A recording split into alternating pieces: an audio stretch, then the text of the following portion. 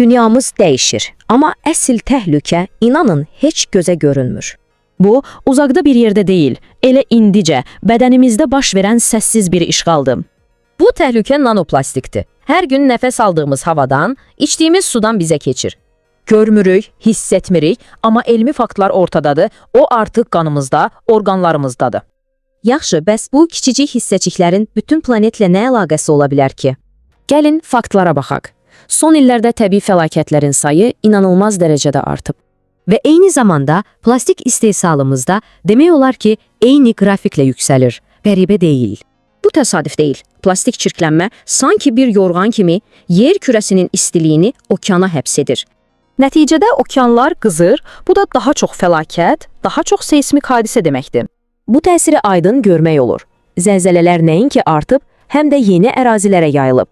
Bəs bu gedişat bizi hara aparır? Belə bir artım sonsuz davam edə bilməz, düzdür?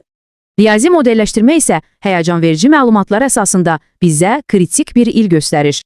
Həmin il 2036-cı ildir.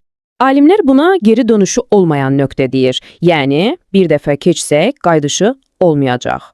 Təkcə iqtisadi zərərlər belə bir neçə ilə dayanıqlı olmayacaq həddə çatacaq. Hətta bugün bütün tullantıları dayandırsaq belə, gecdir. Planetin nüvəsi artıq həddən artıq qızıb. Yəni, sadəcə oturub fəlakəti gözləyirik. Yoxsa hələ bir çıxış yolu var? Həll yolu sadə deyil, amma aydındır və hər şey bizdən, yəni hər birimizdən başlayır. Sağ qalmaq üçün iki yolumuz var.